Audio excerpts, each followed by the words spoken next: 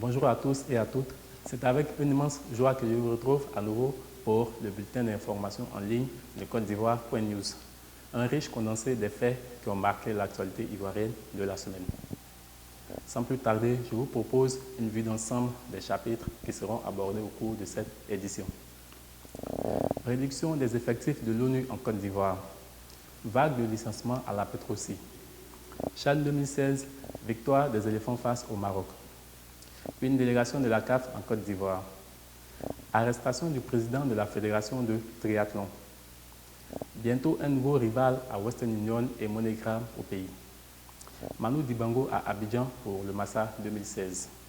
Cora Awards, un groupe chrétien ivoirien dans la course. Et enfin, le dossier du jour, la crise diplomatique entre la Côte d'Ivoire et le Burkina Faso. Sans transition, passons à présent à un contenu détaillé des titres qui vous ont été proposés. Nous ouvrons ce journal par la réduction du contingent militaire des Nations Unies présent en Côte d'Ivoire. Le Conseil de sécurité de l'ONU a voté à l'unanimité mercredi la résolution portant sur la diminution de sa présence militaire au pays. Actuellement évaluée à 5 437 casques bleus, la mission de l'ONU passera désormais à 4 000 soldats d'ici la fin du mois de mars. Les Nations Unies ont justifié la raison de la baisse de l'effectif militaire par les progrès réalisés par l'État ivoirien en termes de sécurisation des personnes et des biens.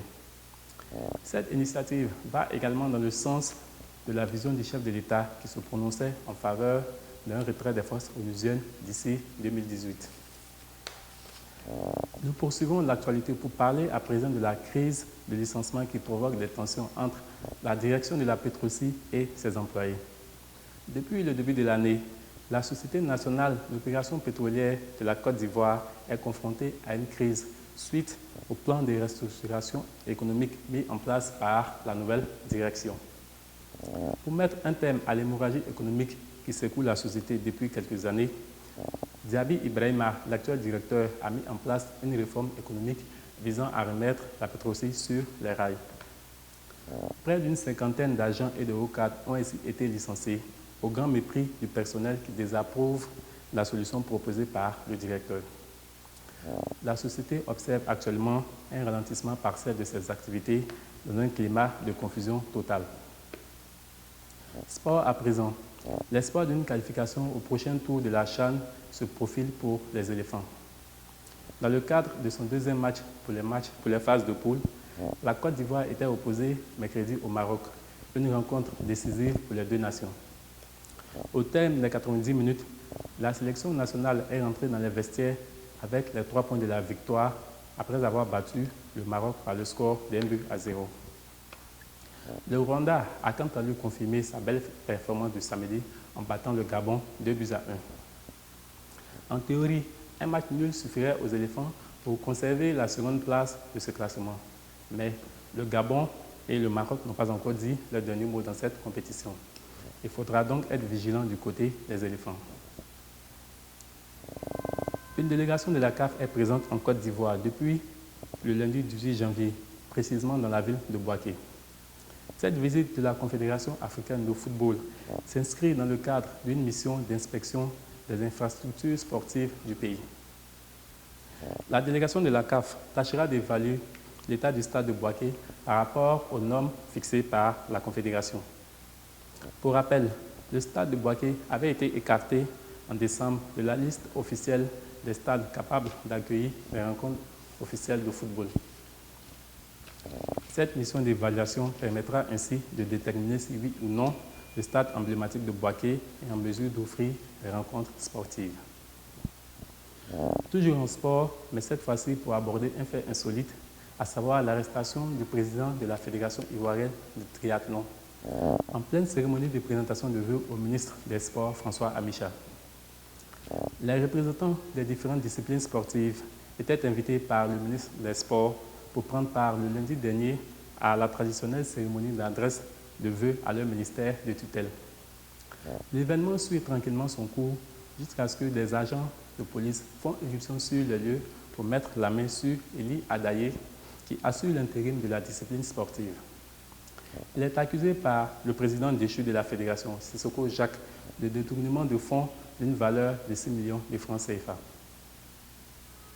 Transition à présent pour annoncer l'arrivée d'un nouveau concurrent en Côte d'Ivoire de Western Union et MoneyGram. Après le succès sans précédent de son service de transfert Express Union au Cameroun, Albert Quench vise désormais le marché ivoirien. Il envisagerait de lancer Cash Service, un nouveau produit pour rivaliser avec Western Union et MoneyGram qui dominent le marché ivoirien.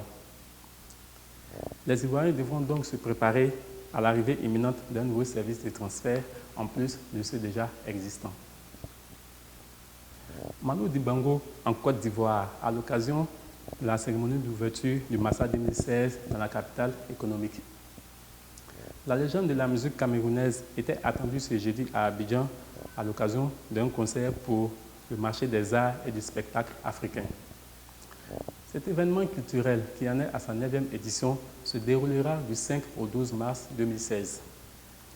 Un défilé a récemment été organisé pour une présélection des top modèles qui auront l'honneur de défiler au Massa.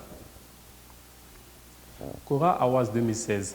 Les nominés dans la catégorie de meilleur groupe de musique religieuse sont désormais connus. Bonne nouvelle pour la Côte d'Ivoire, le groupe des chants chrétiens ivoiriens, Eden, a été sélectionné pour être, on l'espère tous, futur lauréat dans cette catégorie. Le groupe Eden est né du duo Larissa Do et Marina Kwasi. Bien connu de la scène musicale, il s'est forgé une réputation au pays et aussi en dehors des frontières grâce à ses 3 albums mis sur le marché. Nous fermons ce journal par le dossier du jour qui sera consacré à la crise diplomatique ivoiro-burkinabé. L'information fait actuellement la une de la presse ivoirienne et aussi le tour des réseaux sociaux. Bien entendu, il s'agit du mandat d'arrêt émis par les autorités burkinabées à l'encontre du président de l'Assemblée nationale ivoirienne.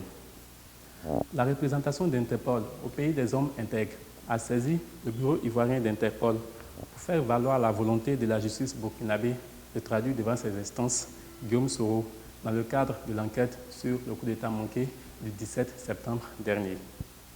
Depuis le mois de novembre, la tension entre les 2 pays est montée d'un cran en raison d'une conversation téléphonique compromettante diffusée sur Internet. 2 locuteurs identifiés comme le chef du Parlement ivoirien et l'ex-ministre des Affaires étrangères de Compaoré sont entendus sur la bande profilant le putsch militaire au Burkina. Djibril Bassolé, présumé coupable, a été mis aux arrêts en attendant son jugement. Les autorités burkinabées sont désormais aux trousses de Soro Guillaume qui serait identifié comme l'interlocuteur de Djibril Bassolé sur l'enregistrement. L'État ivoirien est sorti du silence et s'est exprimé via un communiqué pour la première fois depuis le scandale qui date du 12 novembre.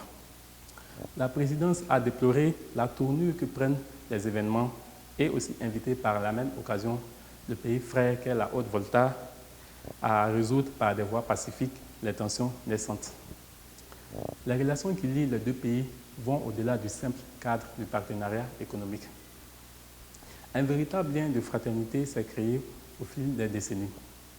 Nous osons espérer qu'une issue pacifique sera rapidement trouvée à cette crise pour éviter de donner de l'ampleur à l'instabilité sous-régionale qui, depuis un moment, est fortement perturbée par le terrorisme.